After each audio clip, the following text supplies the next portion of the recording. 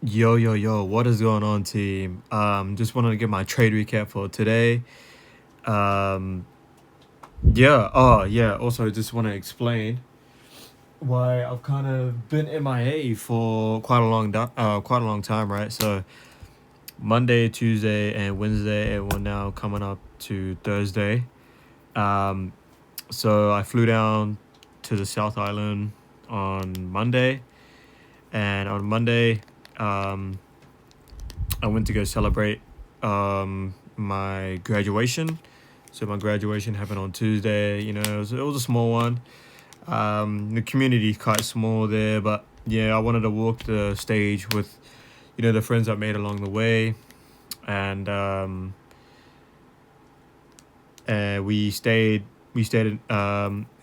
till Wednesday morning, which is today, and caught a flight around the afternoon, and didn't get home till like really really late. So um, yeah, man. Yeah, super super tired. But yeah, overall good experience. It's good to see all my boys. Close friends I've made throughout the 2 years when I was studying and starting this journey. Um, while I was studying in when I was studying for aeronautical engineering, I was studying while trying to learn how to trade, and like some of those boys really held it down. Um, I'll be studying until like 2, 3 in the morning, and I would have to go to school around like 6 or 7 in the morning. And the boys I was living with at the time, like we all went to school together, and um, they would wake me up, knowing that I studied till like 2, 3 on the charts, losing a lot, like just fucking my mental, and didn't have my psychology straight, and it was just honestly all over the place. So I um yeah, I mean I wanted to go see them, but more importantly to kind of have the experience of walking across the graduation. Unfortunately, my girl could not really attend. She's an intern at the moment at a new accounting job, and um I didn't want her to take some time off, and that place is not really good for her. She doesn't really like the vibe there, which is okay. Mom and dad couldn't make it. They're super busy at the moment renovating their house and things at the moment, so they've been pretty kind of stacked. So I kind of just went there by myself. Um, Again, it was enjoyable because I had the boys there. Just wish I had my girl there, as well as some family, but that's all right. I managed to get some photos as well with some of the boys too, or holding our certificates or whatever. But yeah, overall good experience. Probably won't see them for a very long time, so it was good to see them again. So yeah, that's where I've been for 3 days. I honestly decided not to trade within those 3 days because I felt like this a little 3 day break, not even 3 days, like Monday, Tuesday off, isn't a bad of a break. It's not the worst thing. So and I really get to experience. The charts will always be there. I'm meeting some friends that I probably won't see in a very long time. Um, enjoy the moment with them. Trading will always be here, but I was super excited to get back into trading as soon as I got home today. So that's exactly what I did. Um,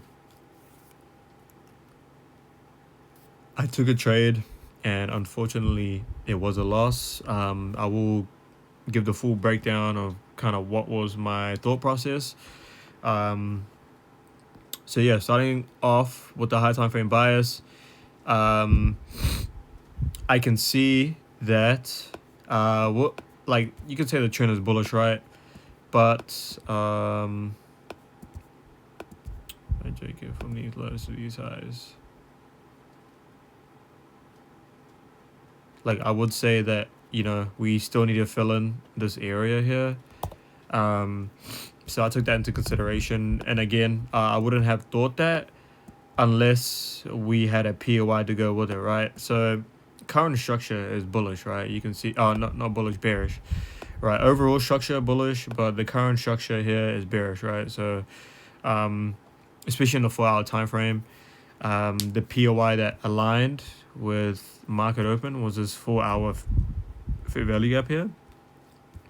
And again, you must be thinking, Nate, like we inverse this gap here, like, shouldn't be looking for longs. Again, when we have a structure that breaks, right, and we make two fair value gaps, we're changing direction. Um, but that's until we flip both the POIs, which in this case is we flip this fair value gap. But again, we flipped it to tap into what? This unmitigated fair value gap here. So that was my kind of thought process. I did think that, we do need some legs down to kind of fill this area here, especially when the current trend is bearish. So I was looking for shorts mainly today.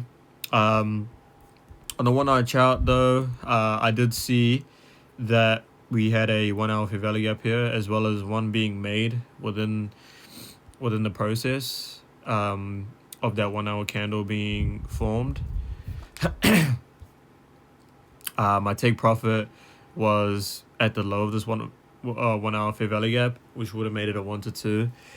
Just because we do react heavily off a 4 hour fair value gap, and the signs were there. So I did think that where price could reverse is definitely this fair value gap here, as on this leg down, on this leg up, equilibrium is at this fair value gap here, and a 4 hour is higher than the 1 hour. So ideally, with the 4 hour time frame being bearish, or current structure being bearish, we could just be filling in that 4 hour gap and following that 4 hour trend. So ideally, the reverse point could come from these 1 hour fair value gaps, to continue on the trend, or we respect 4 hour current bearish structure, in which we disregard these 1 hour high, 1 hour fair value gaps here to continue down lower. But again, these were reversing points, since we are taking trade on the 1 minute. So we do need some, our take profits need to kind of make sense there. So take profit was based on this low being put in, and this kind of huge run here.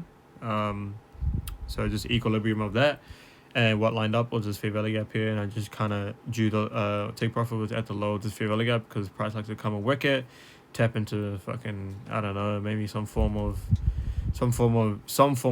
support resistance. But when we get a heavy push from a 4 hour fair value gap, we normally fill in completely that 1 hour fair value gap, and from there it's determined whether we hold support here, or bearish intent kind of just takes over. But ideally, like I've noticed that once we get a fill from a unmitigated 4 hour fair value gap, it normally fills those 1 hour gaps like completely. So that's where take profit was. So that kind of lines up with my high time frame buyers.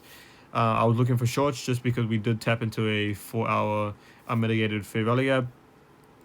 But again, take profits were on the fact that from this low to this high, this kind of bullish range that the 1 hour made, we made two fair value gaps, and it was just equilibrium and just the low of that fair value gap being formed. So that's where take profit was, as I mentioned before. But again, I can't disregard the 1 hour, because we did make some moves up on the 1 hour, and these are good reversing points for price. So those were kind of where I was looking to take profit to, but also I wouldn't really be looking for shorts here until these both 1 hour gaps have been flipped, as normally we might get a heavy reaction, but to fill in the 1 hour fair value gap, to then continue the 1 hour fair value gaps, to continue the 1 hour trend or current trend, because the current trend is bullish here. So but by the time that happens, it's 11 p.m. It's way past our trading time. So we're taking trades based off what was there. So at the time we were at this 4 hour fair value gap. So yeah, let's jump into the lower time frame, which is the 5 minute. So what is interesting here, right? So no liquidity, no trade, right? So just before London session open, there was a high that was put in once filling in this 4 hour unmitigated fair value gap. Um, yeah, there was a high that was put in, and pre-market actually, um, pre-market actually took out those highs, right? And I'm like, okay, cool. Let me wait for London session open to see how we react around this high, right? Because if we push bullish out of it, I'm thinking to go long, right? Like I'm thinking to go long, um, just depending on, it could be a continuation, all the way up to these, those 1 hour, 4 hour highs. It just could be a nice bullish run here, as that's what Asia's done before. Um, so I just wanted to see what price it around this high. So if we close really bullish above it, I would just draw the fib up, found equilibrium, see what fair value gap holds, and entry confirmation, and just send it. So but again, we were struggling to hold these highs here, and after pre-market took these highs, I'm like, okay, cool, right? I'm like, we have a fair value gap here, let's see what we do with that, right? So if I draw this out, so we had a fair value gap here, so I wanted to see what price did at this fair value gap. But also, when London session opened, we also took out those pre-market sellers. Do you see that? Like, um, so this is the high that was put in, Asia high, pre-market opened, right? We made a low, we made a high, right? London session open, we closed below this high here, right? It wasn't a very strong like buy signal here. And what does this candle form? We take out the people that sold, that pre-market sold right here, right? Have their stops against here, and London session open and just took that out straight away. So I'm like, okay, cool, right? We get a sweep, right? And then we get another sweep, right, of those pre-market highs. So not only did we take out Asia highs, we took out those pre-market highs. Ideally, price shouldn't come up any more further, right? Because you know what I mean? Like, we took out these 5 minute highs within a 4 hour POI, so that's already a good sign that we're not closing bullish above these highs, and that sellers are stepping in. And then pre-market does its thing, and the second candle on when London session open took out the early sellers, right? They put their stops right here, right? Because remember, this is pre-market. London session opens at 9. And these were people that sold right here, that pushed price lower after we took out these highs, and London session comes up and just takes them out again. So we got 2 liquidity sweeps, right, in a span of like fucking, I don't know, maybe like 10 minutes or something, 15 minutes, right? We took out these highs, and we also took out the pre-market highs, which are up here. So, and we get a nice bearish reaction, right? We inverse this gap. Well, I'm looking for an entry confirmation, right? And not only that, we did have this first Brazilian fair value gap, which was up here as well. So 1 minute looks a bit cleaner than this, so I'll go into the 1 minute. It'll kind of make more sense. So, as you can see, we had this 5 minute gap, which is what I mentioned before. But for us to be short, we will need to inverse this gap here. And honestly, my BE would be right here, so we would need to see some form of some form of flush push out of it. But again, with stops being so high, like I probably wouldn't even take that trade, to be honest. But again, price did hold after filling in this gap here.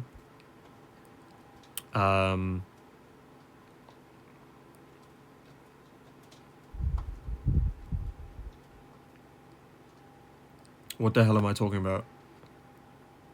I'm such an idiot. Oh my god. What the hell am I talking about? Okay, so I didn't realize that. I was wondering. I was like, what the hell? Does that even look right? This is not even what I saw. I like caught myself out. Like, what the hell? I did not remember seeing this. Or like when I took the trade, there was no confirmation there at all. And this is when we put in. This is when we took out these 5 minute highs, and then yeah, and then London session open, and then we took out those pre-market highs, and then we had a huge drop, right? Inversed it. Okay, now I'm caught up. Okay, oh my god, sorry guys. Super tired, but there's that drop I was talking about before. How we had that huge drop down, and we inverse this 5 minute bullish fair value gap, that 5 minute one, and I was pretty much just looking for a retracement back into it. We did get a retracement into it, but we closed above it. Therefore, kind of making it, I don't know, it just doesn't invalidate, like it kind of invalidates the gap in general because it's now being used as some form of supply and demand. And again, if we invalidate a gap, it's normally to fill something else. So, I kind of just got rid of that. I'm like, okay, cool. What is the last line of defense, right? For us to go short, right? What is the last like? What is the last like POI like that's left? This 5 minute first presented fair value gap here, right? We had that first presented, we tap into it, right? And I'm thinking, okay, cool. If right, if we inverse this gap, right, but not inverse straight away, right? Not to fill something. If we show that, if we show that buys are still holding this area, trying to push price up, but then we close below it, you know what I mean? Like, do you see here how we tap into this POI? Buyers tried to, push the price up, but bearish control kind of took over, right? And we closed below that gap. I'm like, okay, cool. So now this becomes an inverse, but the only thing we need to worry about is this gap here,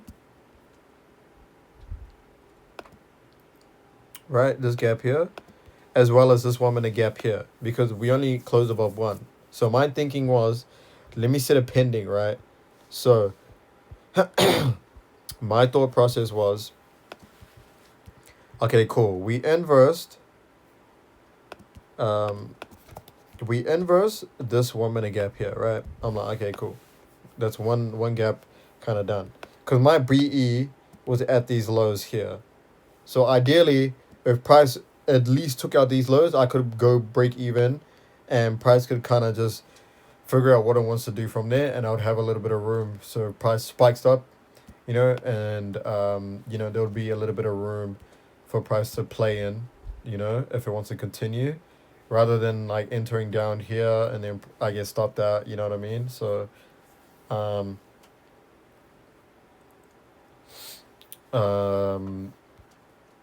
or if I go break even and I enter down here, price can come up a little bit, stop me out at break even, and then continue on the trend. So, so my thought process again was, okay, if we hold this 1 minute inverse here, and we get a displacement out of it, that displacement would close below these lows, right, and also inverse this gap here. So now we would have two kind of points of resistance after tapping this 5 minute PRI, right? So that's our entry confirmation confirmed. So entry was down here, pending was set just below this 1 minute fair value gap, and I was just targeting again that 1 hour fair value gap I mentioned before, just the start of that fair value gap for a 1 to 2 or 1 to 9. So as you can see, the trade didn't play out as I wanted to, but that is alright. I just do think that it is crazy that we came out, not only did we sweep these 5 minute highs, we took out pre-market highs. Price had enough liquidity to then take out the London high that was put in once the London session opened. So super interesting there. As you guys can see, the trade played out. Direction was there, and the trade idea was there. Just got unlucky with the timing, which is alright. part of the part of the game. But yeah, we live, we learn, and yeah, that kind of wraps it up for this trade recap. I got work tomorrow, and I am gonna finish writing my girl's paragraph. So that will be me for the rest of the night. Just wanted to thank you guys so much for hanging in there. I know I haven't been posting, but I did explain the reason why at the beginning of the video. So if you guys forgot, make sure to go back and watch that again.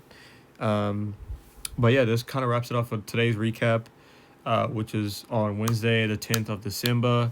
We're coming to the point where we're wrapping it up for the year. So yeah, don't let trading, get to you. It is a long journey, it's a long process. I'm not perfect at it, but I am learning. So and willing to learn. So always, there's a difference there. So willing to learn and showing courage towards it. I did feel a little bit I did feel a little bit rusty today after taking those 2 days off, but it feels good to be back on the charts again. So yeah, thank you guys so much for watching. God bless, take care, and peace.